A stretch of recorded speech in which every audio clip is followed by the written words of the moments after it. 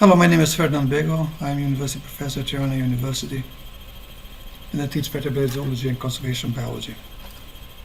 In this presentation, protected areas of national, European, and global importance category systems at a glance, we are trying to give answer to the following questions.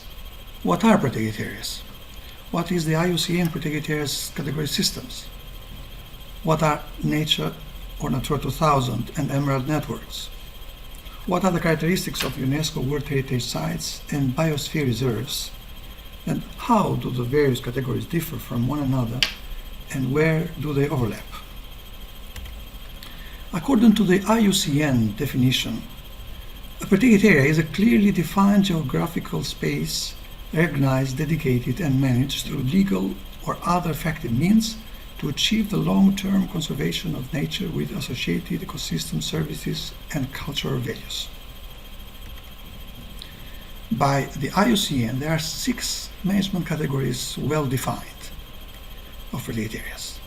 Category 1 is subdivided in 2 subcategories: strict nature reserve and wilderness area. Category 2, national park. Category 3, natural monument or features. Category 4, habitat or species management area. Category 5, protected landscape or seascape. Category 6, protected area with sustainable use of natural resources. Let's go a bit deeper to each of these categories. Strict nature reserves are strictly protected areas that are set aside to protect biodiversity and also possibly geological, geomorphological features where human visitation, use, and impacts are strictly controlled and limited to ensure protection of the conservation values. In wilderness areas, protected areas are usually large, unmodified or slightly modified areas, retaining their natural character and influence without permanent or significant human habitation, which are protected and managed to preserve their natural condition. Lumigashit is one of these strict nature reserves already established in the northern part of Albania, in border with Kosovo. In national park category, protected areas are large natural or near natural areas set aside to protect large-scale ecological processes along with complement of species and ecosystems characteristic to the area, which are also a foundation for environmentally and culturally compatible spiritual, scientific, educational, recreation, and visitor opportunities. In category 3, nature monument or features, protected areas are relatively small and are set aside to protect significant or specific nature monument, which can be a landform, seamount, submarine cavern, geological features such as cave or even living creature or features. In category 4, habitat species management area, protected areas aim to protect particular species or habitats. In this category, we have sometimes to even active intervene so as to meet with the requirement of species and habitats we aim to protect. So we need regular active interventions to address those requirements. In this context, management species, habitat species management areas are small enough to ensure their ecological integrity, but they can help particular species or habitats to meet with their needs and or requirements. In category 5th, protected landscape or seascape, a protected area is the interaction of people and nature over time that has produced the area of a distinct character with significant ecological, biological, cultural, and scenic value. And safeguarding the integrity of this interaction is vital to protect and sustain the area itself. In category 6, protected area with sustainable use of natural resources, We aim to conserve ecosystems and habitats together with associated cultural values and traditional natural resource management systems. In this context, there are generally large areas, and most of the area is in natural condition, and where a proportion is under sustainable natural resource management, and where low-level, non-industrial or non-commercial use of natural resources compatible with nature conservation is seen as one of the main aims in the area. In this graph, you could see how the network of protected areas has evolved worldwide. From the mid of the last century to recent days, we have an increase, significant increase in number of protected areas and in their coverage.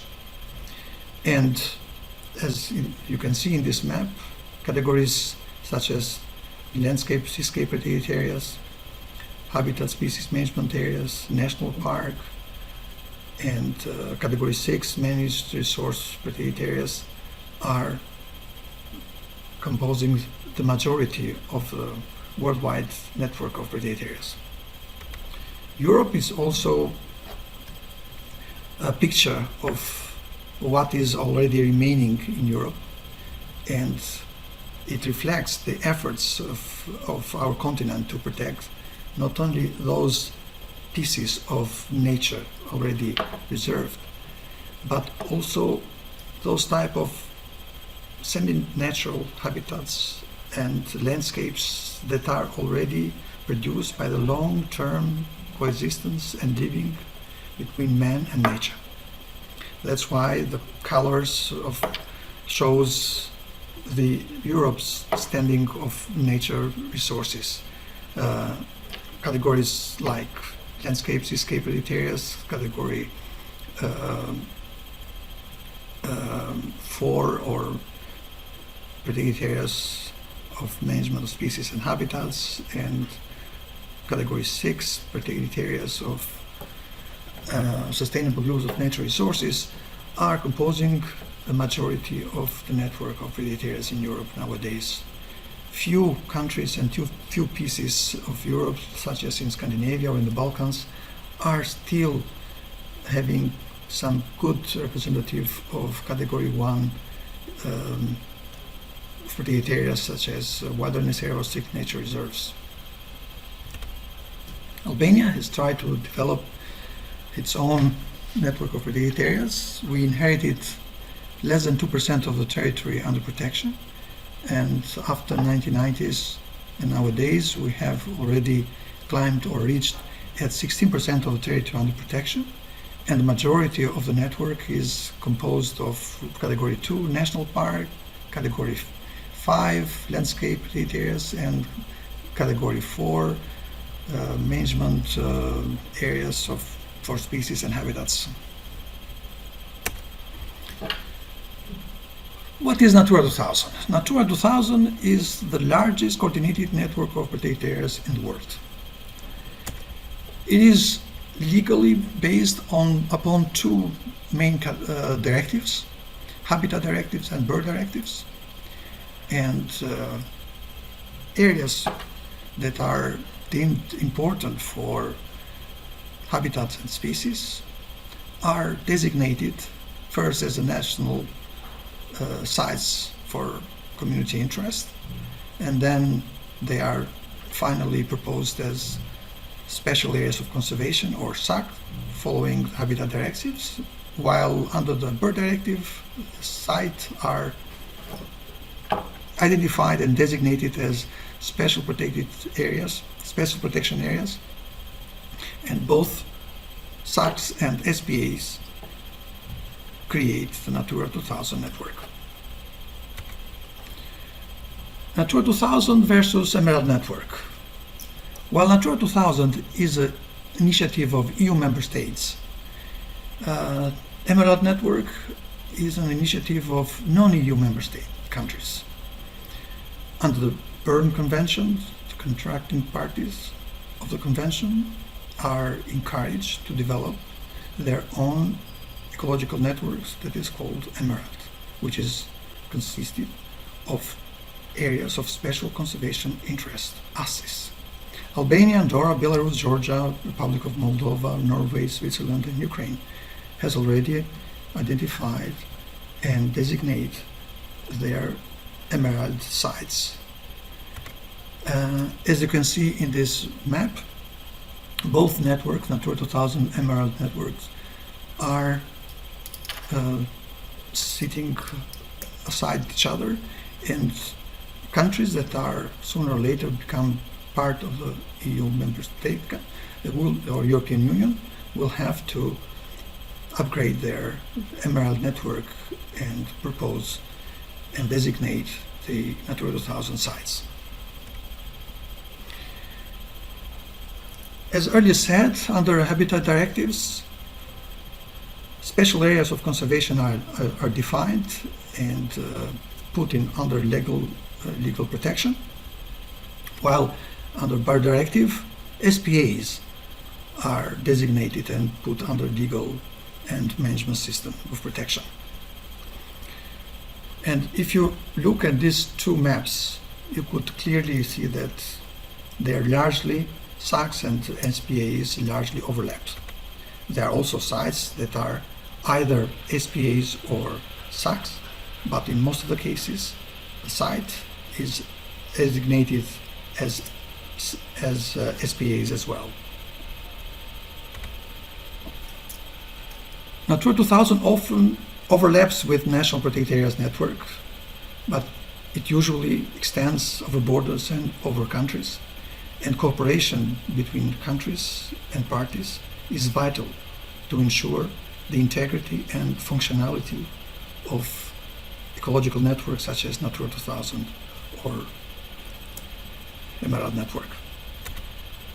Albania has developed his Emerald Network, and as you can see in many cases, Natura 2000 Emerald Network site and protected areas are very much overlapping, and there are also some sites that are identified and not yet put under legal national protection, but as we are approaching to the EU membership, we are in the process of upgrading and strengthening the ecological network of protected areas and identifying and designating the new sites that should be part of the Natura 2000 list of sites that we are going to propose to the Brussels. UNESCO World Heritage Sites. In order to be part of the World Heritage List, sites must be of outstanding universal values and should meet at least one of the 10 selection criteria. The first 6 criteria has to do with cultural heritage. So the site and World Heritage Site must contain or must be a masterpiece of human creativity. It must exhibit an important interchange of human values, must bear a unique or at least exceptional testimony to a cultural tradition or to a civilization, should be an outstanding example of a type of building, architecture or technological assemblage or landscape, an outstanding example of a traditional human settlement, land use or sea use, or a human interaction with the environment, and should be directly or tangibly associated with events or living traditions, with ideas or with beliefs. And the remaining 4 criteria are dealing with or related with nature and natural phenomena. So the site, to be a World Heritage status, should contain superlative natural phenomena or areas of exceptional nature, beauty, or aesthetic values. Should be or should have outstanding examples representing major stages of Earth history. Should be an outstanding example representing significant ongoing ecological and biological processes in the evolution, and should contain the most important and significant natural habitats for in situ conservation of biological diversity.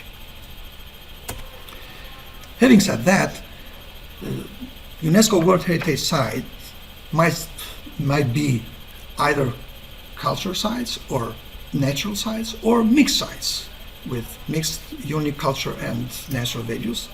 And in the World Heritage Site there are also inscribed sites that are in danger.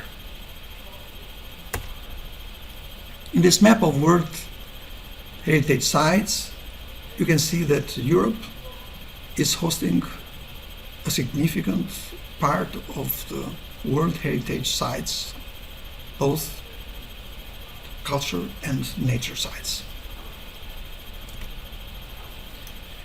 What is the benefit of having a World Heritage status? The site, of course, is earning a lot of benefits, among which a better identity, because the site is recognized worldwide, a better funding opportunity, because the site gets funded from a global body, a better tourism opportunities, because once listed it brings international attention to the site and hence ensures economic benefits to the nation it belongs to. And of course a better protection during wartime, because Geneva Convention safeguard the World Heritage Site even during war times. And finally, it creates a better access to global project management resources. In Albania we have few World Heritage Sites, among which the most well-known worldwide is Butrint, ancient town. At national level, Butrint is protected and managed as a site of second category of IUCN, meaning national park, both natural and archaeological national park. What are biosphere reserves? Biosphere reserves are learning places for sustainable development. In this context, they are sites for testing interdisciplinary approaches to understanding and managing changes and interactions between social and ecological systems, including conflict prevention and management of biodiversity. They are places that provide local solutions to global challenges, in other words. The World Network of Biosphere Reserves covers all major representative natural and semi-natural ecosystems of the Earth. It spans over a surface of around 7 million square kilometers, over 124 countries, and there are about 260 million people living in biosphere reserves worldwide. One of the recent designated biosphere reserves is Ohrid-Prespa Transboundary Biosphere Reserve in the border between Albania and North Macedonia. At national context, within this biosphere reserve, we have a national park, Prespa National Park, and Ohrid Lake landscape protected area.